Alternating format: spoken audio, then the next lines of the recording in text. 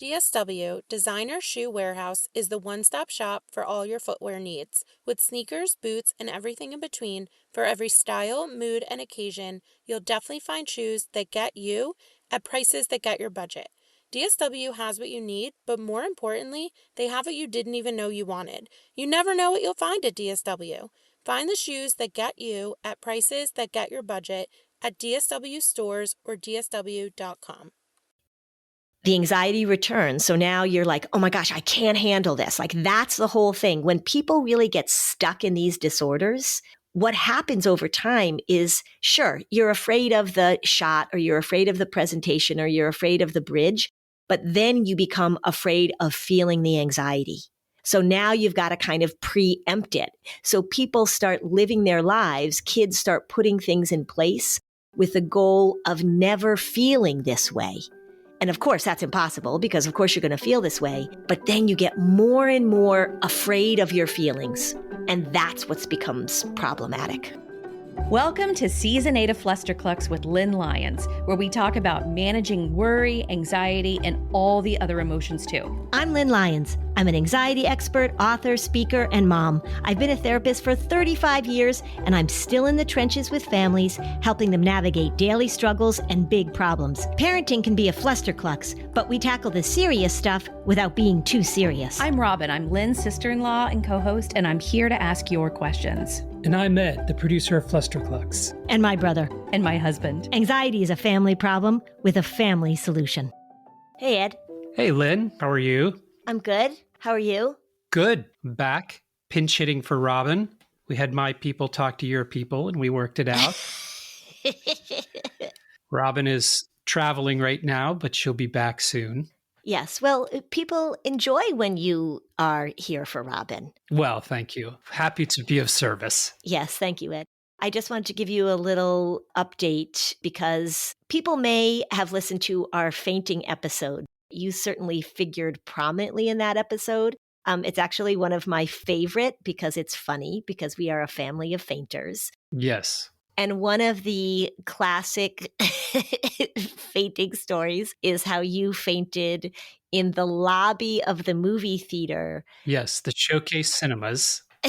Yeah, right. In East Hartford, Connecticut. Yep. And it was when you and I were watching Steel Magnolias. Yes. But I think history has vindicated me somewhat, has it not? Yes. And this is what I want to make this vindication public. Great. Is that Julia Roberts was recently on a podcast I was listening to. Maybe it was Smartless or something.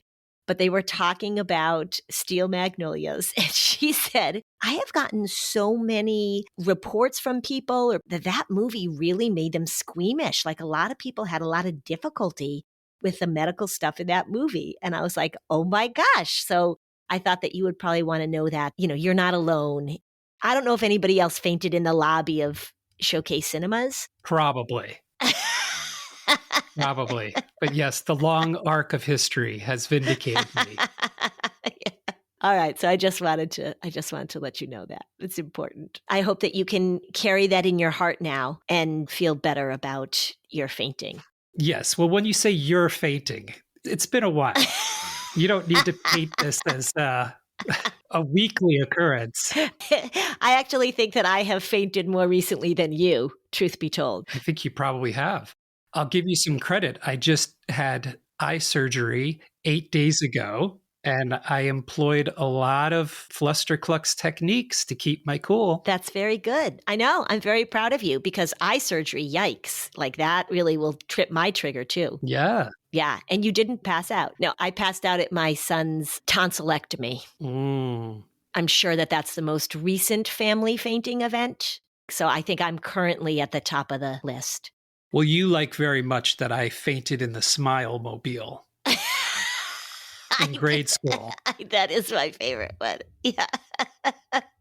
Well, I also like the one where the person who is blind came to your school and a kid next to you raised his hand and said, how did you go blind? And before the guy even answered, you had left conscious awareness. Yes, he wound it up a little. He said, well, I was helping my uncle tear down his mother's old garage. And I just said that's enough for me. That one I'm a little embarrassed by. That was the power of the mind. There was actually no concrete data tipping me over the edge. When I passed out at my son's tonsillectomy, I was in the recovery room with him and I was feeding him orange slushy. Again, like a lot of buildup, and people who are trying to be empathic and generous would be like, well, it was your son and that kind of stuff. But seriously, like I gave him a spoonful of orange slushy. And for some reason, yeah, I've got all sort of mitigating factors, like I hadn't eaten enough, but still, yeah. It's powerful. Yeah. The Smile Mobile, I give myself a little more latitude. Back in the 70s, they were a little more direct with some of these things. Yeah, those slides of gingivitis were very graphic and no trigger warnings back then. Like they're going to show you gingivitis. Ah. You had no preparation, right? Yeah, the Smile Mobile was like a RV that drove around and they would take 20 to 30 central Connecticut school children on board and show them the most disastrous possible outcomes of ignoring your dental health. It was basically like the dental version of Scared Straight. Well, I wonder if there's been any follow-up. Like they should get data now from you guys who were subjected to the Smile Mobile and see, like, is your dental hygiene, are your dental outcomes better based on having been exposed to the Smile Mobile? They probably don't even have any data on that. Maybe it was a very successful program. Maybe you guys have the least root canals. Well, how many cavities do you have? I have a lot. Have you ever had a root canal? No, I only have 2 cavities. Oh, all right. I have a lot more than that. I've had 2 root canals. Yeah. You could use the Smile Mobile. I could have. So our data point of 2 people in our family is maybe pointing in the direction that the Scared Straight of dental hygiene actually led to some good outcomes. That was a sliding doors moment for me. I prematurely passed out, I would have missed all of that healthy education. I know. So it was really necessary that you saw the graphic gingivitis slides. I think there was some tobacco. Okay. Yes, because back in the day, pouches of mouth tobacco were a thing. Pinch between your cheek and gum. There you go. There was some of that too. Well, in my high school, there was a common room where kids hung out. And a lot of the boys, so I'm 4 years older than you, so a lot of the boys in the high school that I went to were doing that. They were dipping and they had cans that they were spitting in. And that was allowed in my school. And it was disgusting. And we didn't have the Smile Mobile. Again, maybe that would have been less prevalent. We have to imagine. Yeah. All right. We actually have something relevant to talk about today. We do. Yeah. Not that ear fainting isn't relevant or that dental hygiene isn't relevant. But I actually have a topic to discuss today, and it has to do with distraction, because distraction is very often prescribed as one of the best ways to deal with anxiety. And I think there's a little bit of nuance to it. Actually, I think there's a whole big chunk of nuance to it that I'd like to talk about, because distraction can go bad. I'm referring it to these days as destructive distraction, and that's what I want to talk about. When is it helpful? How do we use it in a way that actually helps with anxiety or helps our kids function? And how does it go off the rails? All right, it's starting to get chilly out. The holidays are getting closer. Comfort becomes the best gift of all. And Quince has layers that last, everybody. Sweaters, outerwear, everyday essentials. They feel luxurious. They look timeless. They make holiday dressing and gifting effortless. They've got $50 Mongolian cashmere sweaters. They're made for everyday wear. How about denim? Never goes out of style. Denim's in again. But did it ever go out? You've got silk tops and skirts that add polish to your holiday wardrobe. And if you live in a cold place like me, you want down outerwear that's built to take on the season. I've already got my hands on the Whistler high-rise thermal legging. Fantastic, cozy, great for my cold, chilly walks in New Hampshire. And a lightweight, down packable puffer hooded jacket. There's a great light blue color. I got the navy, but selection is fantastic. fantastic. So step into the holiday season with layers made to feel good, look polished, and last. From Quince. Perfect for gifting or keeping for yourself. Go to quince.com/fluster for free shipping on your order and 365-day returns. Now available in Canada too. That's QUINCE.com/fluster to get free shipping and 365-day returns.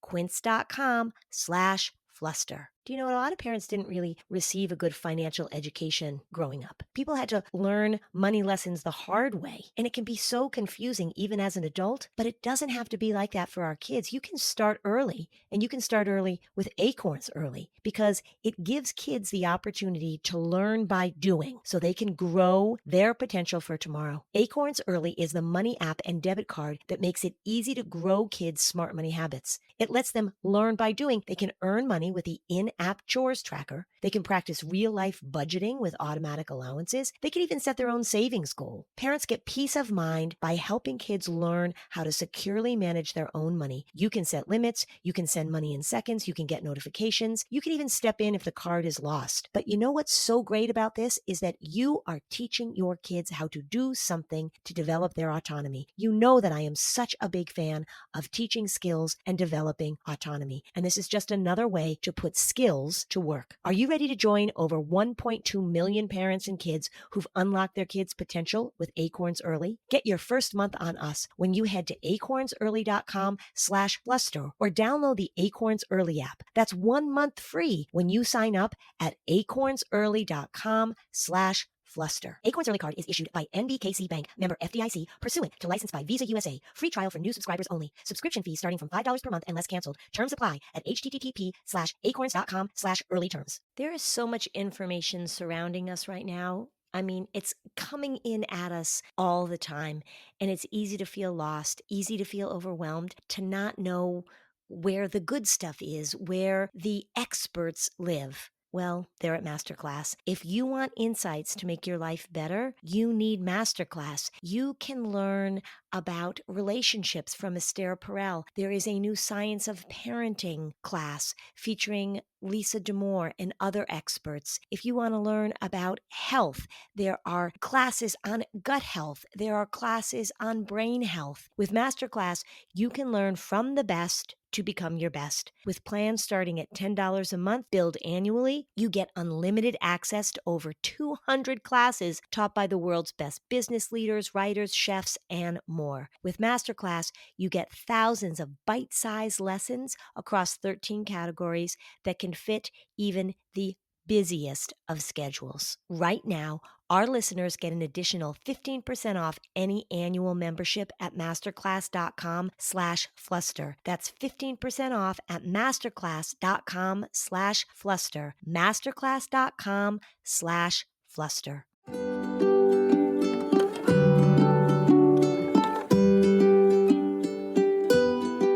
Okay, we're back. All right, Lynn, we're back. And you were talking about destructive distraction, and you gave a definition of what you perceive that to be. What is something that in the popular culture might be a distractive measure that people think is quite helpful? But maybe not so much. Yeah.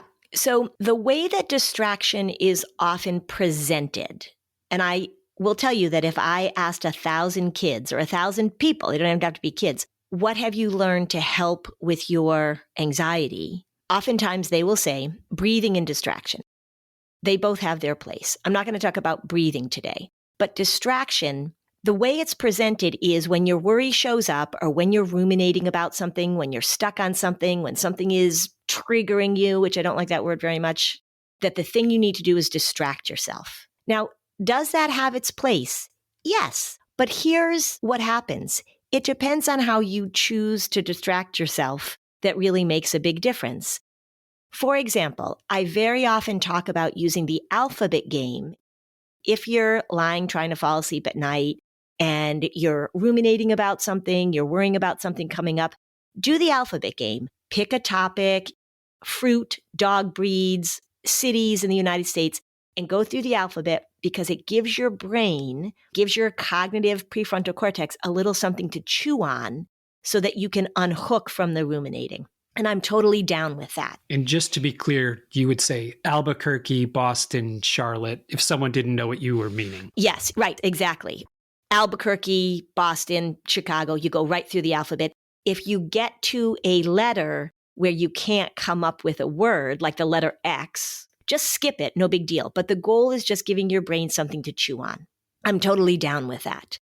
Sometimes if a child is ruminating about something or worrying about something, like say they know that they have to go to the doctor in 2 days and they're probably going to have to get a vaccine and they're freaking out about it and they're asking about it, they're ruminating about it, it is okay to say, you know what? I don't want to think about this right now. I don't have to think about this right now. My worry really wants me to have a meeting about it. My worry wants me to really imagine it and get into it. I'm just going to turn on some music and we're going to have a dance party because we're just going to unhook. So I prefer the term unhook to the term distraction. I even prefer the term pivot or shift. The thing that's important for me is that if you're going to do this pivot or shift or unhook, that you recognize, oh, my worry is bugging me and it's going to do what it's going to do. Hi, nice to see you. You can hang out if you want. You can keep trying to bug me. But I'm actually going to shift away from this conversation, away from this meeting, and I'm going to get involved in something else. So it could even just be doing your life. You know, if you're an adult, you could say, all right, I have to call my friend about what we're doing next week. Instead of ruminating about this, I'm just going to call her and have a conversation. So it's really just about moving out of that stuck, sometimes kind of obsessive, ruminating, worrying that people do. When distraction is prescribed or given to kids and adults as a way to stop thinking or stop feeling or stop worrying, that's when it becomes an elimination strategy is what I refer to it as. And the problem with developing the practice of using distraction as a way to not think about something or not worrying about something is that you very often can end up using things to distract yourself that are really not so great. Because, unfortunately, the things that we use to distract ourselves that aren't so great often work really well in the short term. If you're socially anxious and you want to distract yourself from the presentation that you have to give or the conversation that you have to have, alcohol will work like a charm. There are certain medications that shut down the amygdala. So if you're trying to distract yourself or get away from your thoughts or feelings, if you take a benzodiazepine, it's going to work pretty well. Say you're at work or say you're at school and you had a bad conversation with somebody and you're just like replaying it over and over in your head. Sometimes people will say, you know what? I'm just going to go shopping. I'm just going to go spend money. I'm just going to go on Amazon and just buy stuff because that gives me this dopamine hit and this distraction so that I'm not thinking about it. There are too many things that become distractions that really are harmful. I mean, self-harm. People use cutting for distraction. They get in the way of the really important skill that I want people to develop, that I want kids to develop, the ability to recognize that the worry shows up. That's okay. We're not going to try and get rid of it. It's okay. Accept and acknowledge its presence and then make that shift into your life rather than finding this way to stop the feelings, stop the thoughts. Whenever we're trying to suppress, ignore, get rid of, eliminate, distract, we're actually making the problem worse over time. Yeah. So that's destructive distraction. And there's no skill that's being learned that will aid the young person or the adult in the future. And the anxiety will return. Of course. Yep. And then what happens too is that just like in anything, the anxiety returns. So now you're like, oh my gosh, I can't handle this. Like that's the whole thing. When people really get stuck in these disorders, what happens over time is, sure, you're afraid of the shot or you're afraid of the presentation or you're afraid of the bridge, but then you become afraid of feeling the anxiety. So now you've got to kind of preempt it. So people start living their lives, kids start putting things in place with the goal of never feeling this way. And of course, that's impossible because of course you're going to feel this way. but then you get more and more afraid of your feelings. And that's what becomes problematic. And as we talk about frequently, your life becomes more narrow because you are eliminating experiences, outings, conversations in an effort to suppress that anxiety. Right. You just start avoiding things. So I'll give you an example of sort of the differentiation that I make, that I want parents to understand and parents to make. I have one client, and I'm making this up, but this is a very typical scenario. I've got one client that gets really nervous before she has to go to certain activities. So if she's going to go to her gymnastics, or she's going to go to her horseback riding, or she's going to go to a birthday party, she gets really nervous about that.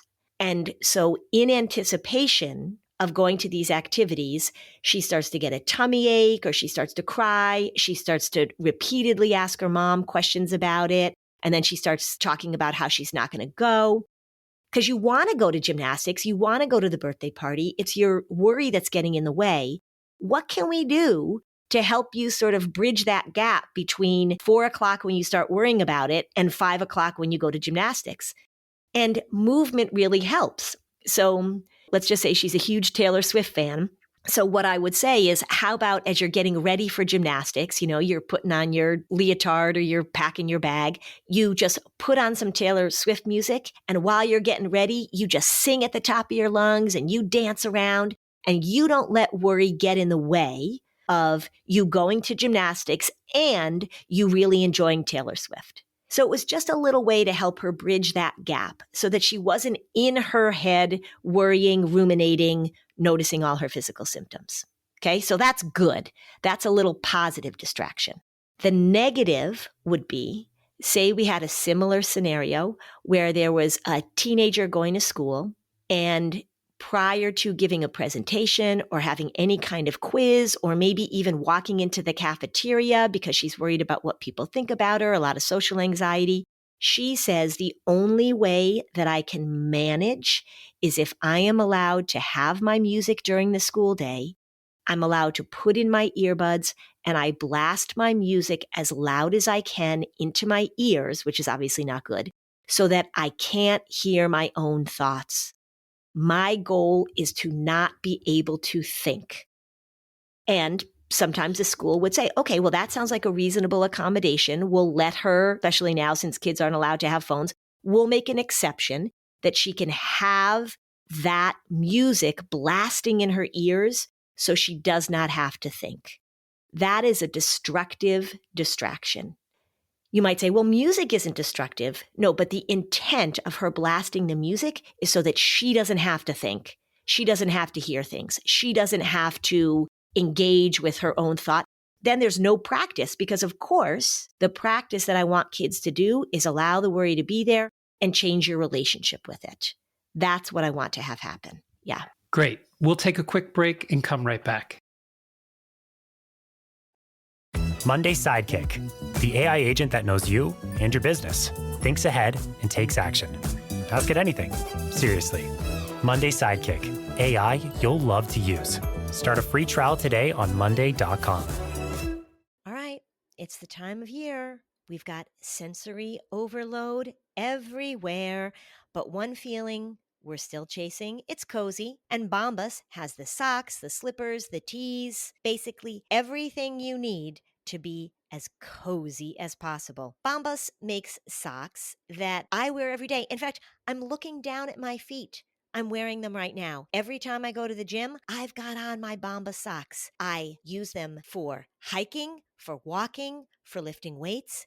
And you know what else? I bought this Bombas bra. Who knew? It's fabulous. It is comfortable. The fit is amazing. Bombas makes gift giving easy. So, what do you get your son's girlfriend? What do you get your friend that you work out with every day? What do you get your father-in-law who's really picky about whether or not his socks feel itchy? Bombas is the place to go. And we haven't even gotten to the best part. For every pair of Bombas you purchase, Bombas donates one to someone facing homelessness on your behalf. So anytime you get something cozy, someone else does too. Head over to bombas.com/audio and use code AUDIO for 20% off your first purchase.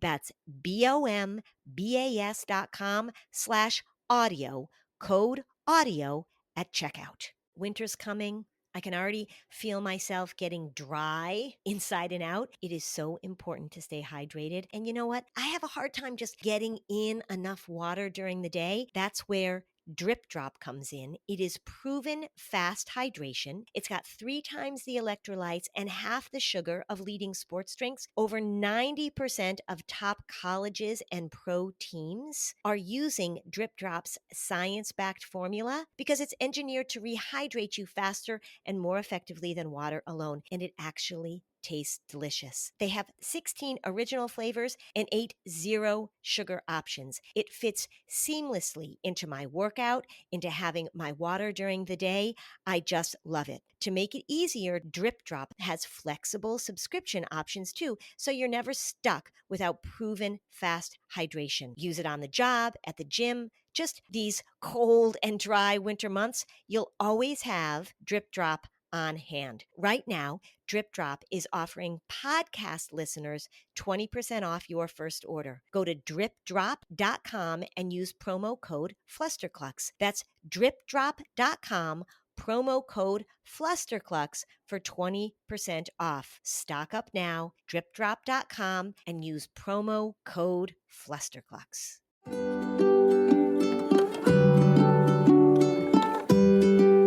Okay, so now back to the show.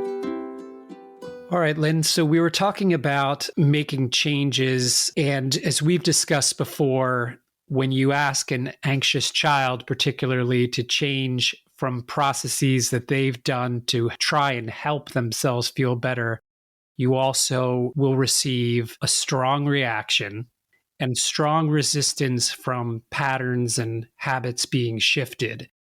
So if a child has a tendency to, when they feel anxious, immediately go to their phone and play a game, and then you as a parent, after hearing this, think maybe that's a destructive distraction technique, how might that parent help the shift and also understand there's going to be a strong reaction? So, of course, there will be a strong reaction. Whenever we take away something that sometimes we refer to it as a safety behavior, something that you're using to try and quell the symptoms, or when you change your approach to accommodation, we accommodate in order to avoid something, there's going to be pushback because remember that the anxiety wants certainty and comfort. And whenever we change things up, the anxiety doesn't like it. And also that anxious people in general tend to be a little rigid. So once they find something that they feel like works, they are not really into like adapting or changing it. They really want it to stay the same. If you are questioning, you're saying, gosh, maybe my kid has been saying that the only thing that helps them with their anxiety is if they can be on their phone. The only thing that helps them with their anxiety is if they can stay up in their room and scroll or put that music in their ears. I don't think when a parent discovers that their child is doing something really destructive, like I've never had a parent say, oh, my child is scratching or cutting or doing some self-harm in order to distract from their anxiety. I've never had a parent say like, no, that's good. We'll leave that. So that's pretty clear for parents. This is what I would say to a child if I were a parent. You know what? We're working on you learning to handle your worry when it shows up, to manage your anxiety when it shows up. And one of the things that we've done, and I'm beginning to learn about this, but one of the things we've done is that we've tried to find ways to help you not feel anxious. We've tried to find ways to help you feel better. We've tried to find ways to bring down your distress as quickly and immediately as possible. And the reason we did that was because you don't want to feel anxious, and it's hard for me when you feel anxious. But what I'm learning is that the goal is not to get rid of this thing using those distractions. The goal is actually to help you learn to tolerate the uncertainty, to tolerate the distress, because that's a normal part of life and that's how we grow and that's how we learn. Rather than you being able to go and do these distractions, let's just change it up a little bit. And what we're going to say and how we're going to talk about it is that when your worry shows up, and we've given it a name, it's named Fred, it's named Joe. When your worry shows up, we're going to acknowledge it. We're going to say, oh, hi, nice to see you. We knew you would show up because we've got gymnastics or we've got a doctor's appointment or you have to give a presentation. So we're going to acknowledge it.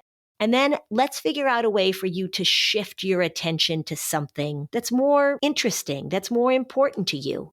It's actually helpful. So maybe instead of saying, I can't stand my anxiety, I have to get rid of it, you say, oh, hi, nice to see you. And then let's put on some music and let's dance a little bit. Or you know what? The dog always likes a walk. You take the dog for a walk.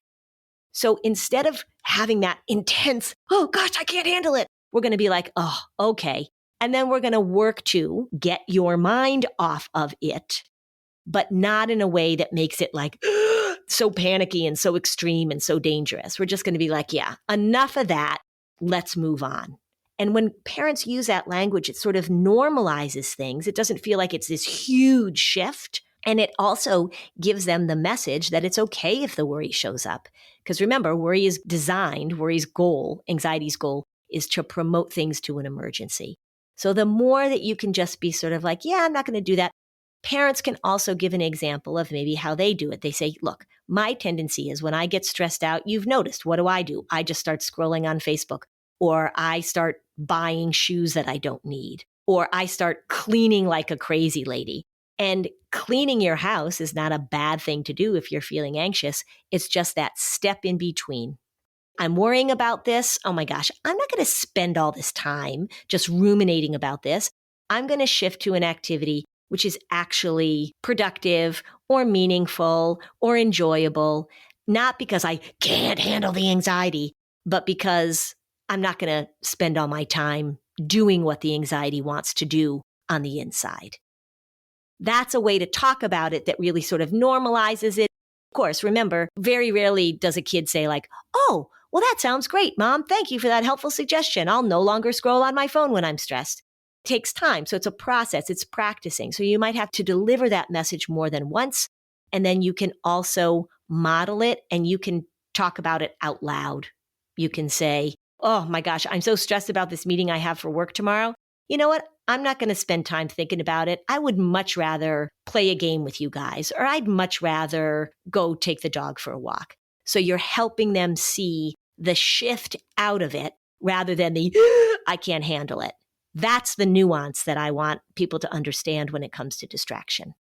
And if the child happens to be in a particularly anxious moment and has reached for their phone to play Candy Crush, as they often do, that is probably not the optimal moment to initiate this conversation. Better to do it over the dinner table, better to do it during a calm period. And then there's no added complexity of the child maybe feeling admonished, which pisses them off. Yeah. Or it came out of nowhere, like, you've always let me use Candy Crush. Why are you changing your mind now? They need some explanation.